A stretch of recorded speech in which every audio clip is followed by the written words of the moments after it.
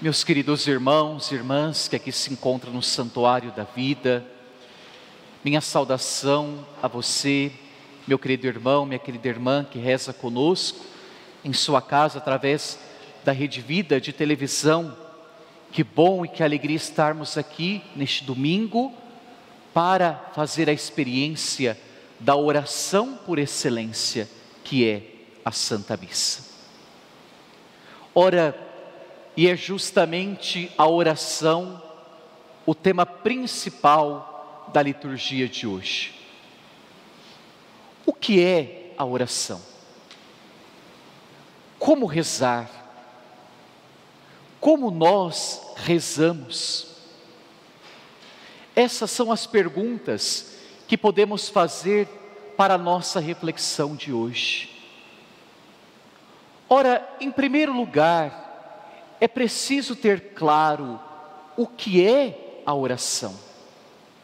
Qual oração que agrada a Deus?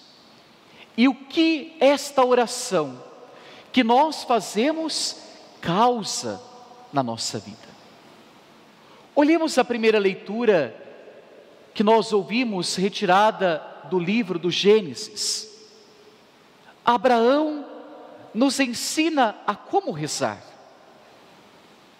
Ora, e na leitura que nós ouvimos, Abraão se dirige ao Senhor com insistência.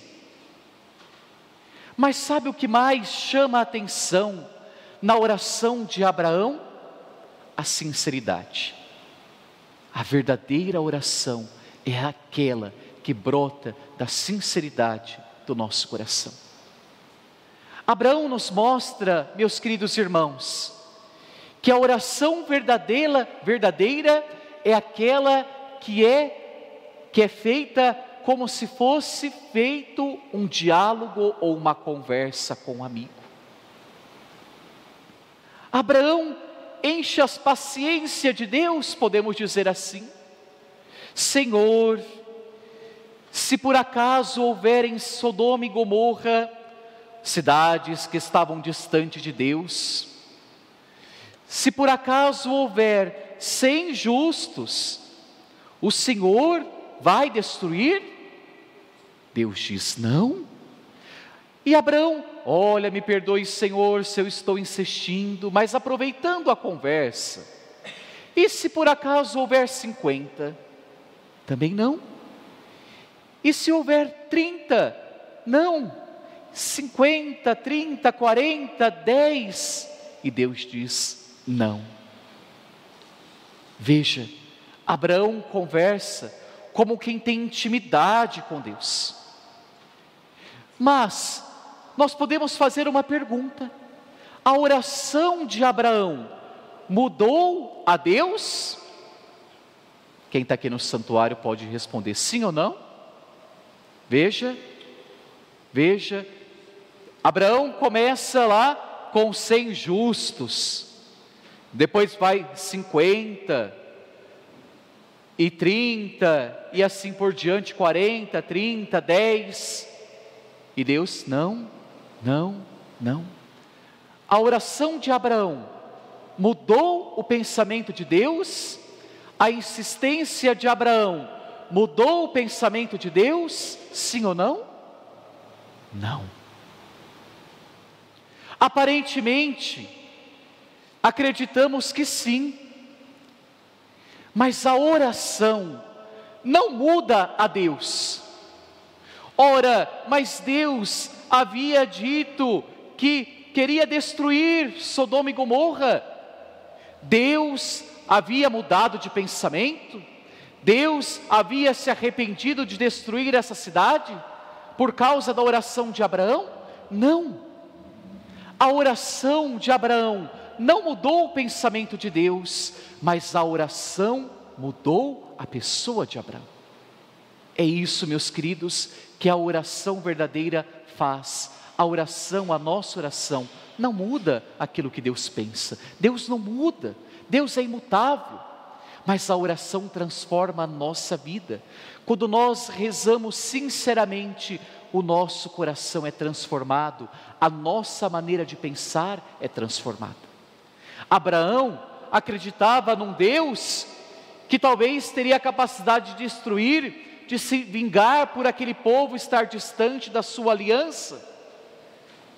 Mas não, na oração Abraão muda de pensamento, daquele Deus que se vinga para aquilo que Deus é. Na oração nós descobrimos quem de fato é Deus. Deus é amor, Deus é misericórdia. Ora, mas Jesus é o exemplo maior de oração. Em todos os momentos decisivos de sua vida, Jesus, antes de tudo, se colocava em oração.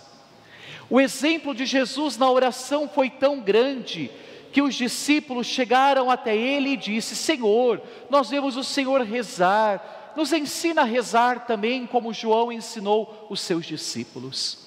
E Jesus ensina a oração do Pai Nosso. Ora, mais do que uma fórmula pronta, Jesus, com a oração do Pai Nosso, nos mostra quem de fato Deus é e como nós devemos agir nas nossas orações e no nosso modo de viver. Deus, diferente do Antigo Testamento, não é colocado como pai, como um pai, mas Deus em Jesus é dito de fato Pai. Deus não é só como um pai, Deus é Pai. Jesus revela um Deus que é Pai, um Deus que ama a todos sem distinção, e não é o meu Pai, mas é o nosso Pai. E quando nós dizemos nosso, nós nos colocamos como irmãos. Ora, meus queridos, uma oração verdadeira é aquela oração que se volta para o alto, mas se volta para o nosso lado, que se volta para Deus, mas que se volta para os nossos irmãos. Veja, para não nos alongar, porque o nosso tempo é curto, poderíamos dizer tantas outras coisas da oração, mas a oração é algo muito importante para a nossa vida. E nós muitas vezes damos mais atenção no fazer, no se mostrar para os outros, do que se aproximar de Deus em oração. Às vezes nós, padres, caímos na tentação de que ser bom padre é aquele que faz. Por que nos é cobrado isso? As pessoas nos cobram que para ser bom é preciso fazer. Ora, para ser um bom padre é preciso antes rezar do que fazer. É preciso, antes das nossas ações, se colocar em joelho em oração. Para ser um bom pai, uma boa mãe, é preciso, antes de tudo, rezar pelos seus filhos, dar o testemunho na oração. E hoje nós celebramos o dia de oração pelos avós. Quantos avós ensinam seus netos a rezar? Não é verdade? Eu sou testemunha disso. Eu aprendi a rezar com a minha avó. Quando eu ia dormir e eu escutava a minha avó dizendo palavras baixinhas diante do seu altar, lá no seu quarto. E eu um dia perguntei à minha avó: vó, o que a avó faz diante dessas imagens? E ela diz: eu rezo. Rezo por você, rezo por toda a nossa família e pelo mundo. E eu disse: eu também quero rezar. Os avós dão testemunha de oração. Queridos irmãos, que nós possamos fazer o propósito de rezar sempre. Nunca deixar de rezar, porque a oração nos sustenta, a oração nos fortalece. Louvado seja nosso Senhor Jesus Cristo, para sempre seja louvado. Creio